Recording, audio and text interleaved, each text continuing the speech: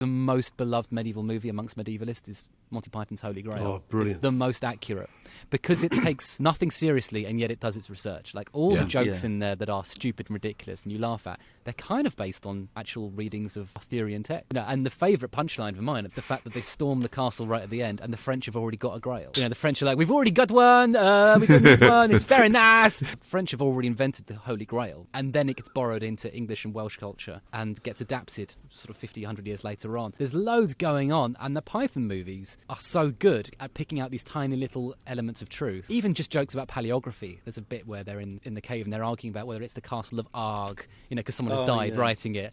And someone's saying, it could be the castle of Camargue.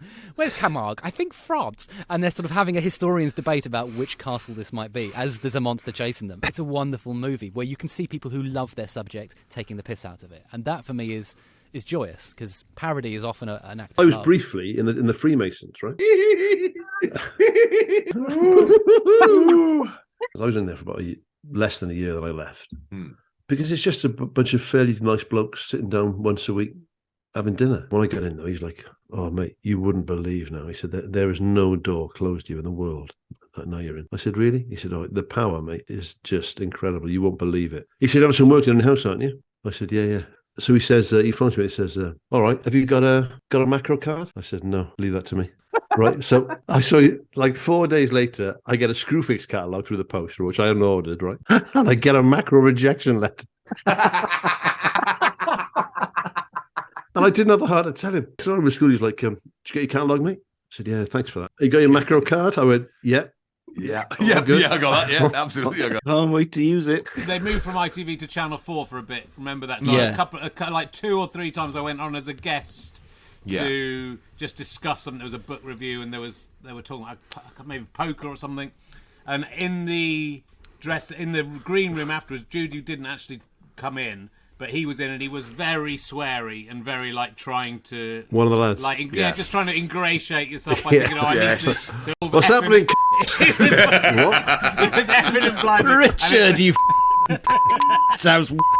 But it sort of was. It felt like, I don't want this to happen. This isn't right. God, he was very friendly. I keep on trying to get. I really want to get him on my podcast. I think he'd be a fantastic guest. He'd be an amazing guest. I think we'd get double that. I think he'd be in front of an audience. Imagine giving him just a complete green light. Yeah. What a joy. If it was this Richard evening. Manley, Never thought, unchanged. what does B&Q stand for?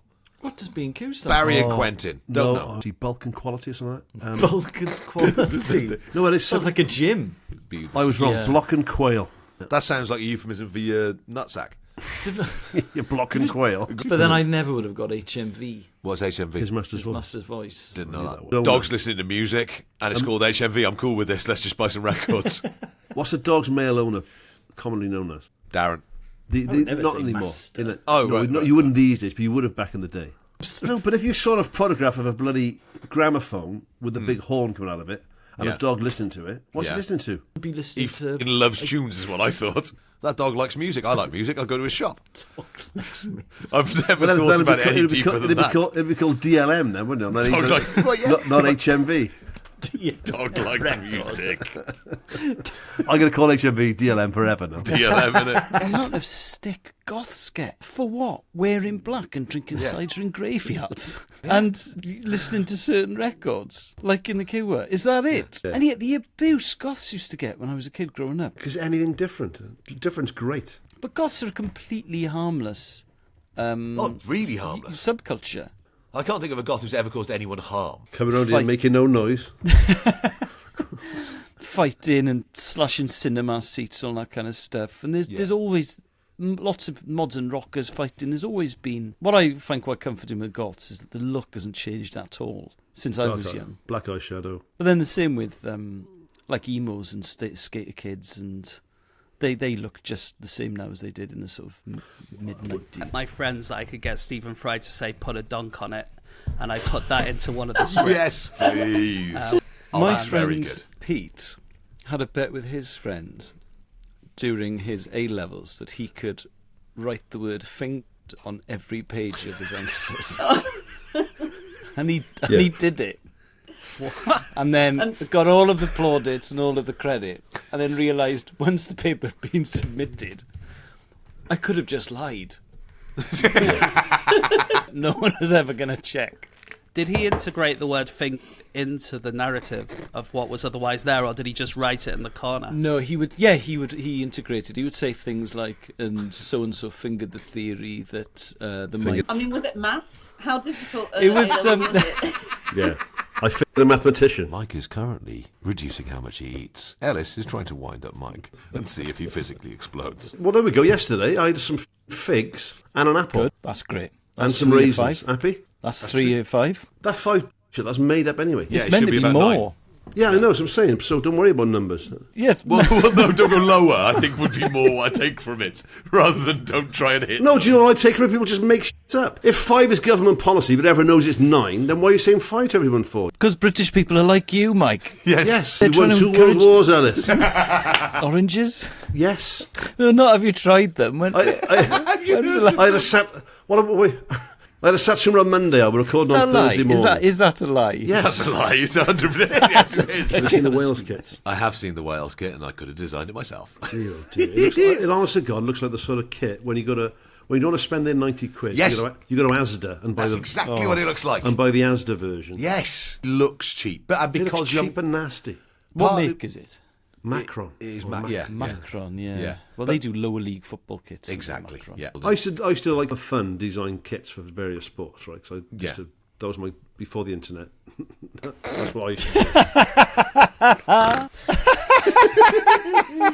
yeah, good. I could 1,000,000% design a better kit than this. Bit of a dilemma about that because I've got some really nice retro stuff, but then I feel like these days you're making a statement of royalism by wearing it. It's 114 quid. That's the other thing with rugby shirts is they are For a shirt that looks mad. like it costs 20 quid max. Unbelievable. And that's Kits not are a game expensive. replica, that's just the one you buy in the shops. Hey, Welsh Rugby Union. Those of let you me still listen. Let me design it for I've you. just drunk a coffee so strong it has sucked all of the liquid out of my body. I've Good. got to go and get a glass of water. Okay. Well, I'll sing some Labby Sifri while you're gone. Subbing in. Oh my god. I tend to use about 15 grams of beans, but I'm an addict. I'm always pushing it. I'm always looking for another gram. I've gone too far now. I've gone too far. Nescafe changed their blend a while back. What to Don't silver? insult me, Mike. I don't know if they changed where the beans came from or how they made them. It's like talking about colouring into Leonardo da Vinci. Come on. But then I bought the connoisseur's choice, Kenko. You're going to make Alice ill. But what I'd done is I'd put the Nescafe back into an empty jar of Kenko. I thought, Kelly's bought another jar of Kenko. Tipped it into the coffee thing. Suddenly, I've got Kenko and Nescafe Gold mixed up, haven't I? It's only lovely. Is it? So cheers, everyone. There are It so gets many 2 bits- thumbs up. Coffee is supposed to be quite a nice drink that wakes you up. Mike, I wouldn't it's a way of pontificate life. for hours on end about grinding is a beans way and of measuring life. I went for a really long run about a month ago. I started at about 9:30 at night. Round over Started the up past 9. It was the only time that I had that week where I could do a long run. So it was Don't like, do it right, then. tough So shit, how I've long? gotta do it. How long in 22. time? So it's 22 miles, so it's 3.5 hours. So coming back into Penarth then, it's about midnight. That's a 1 a.m. finish. Pretty much, yeah. So it's about midnight when I'm coming back into Penarth, and there are no shops open, and I've run out of water.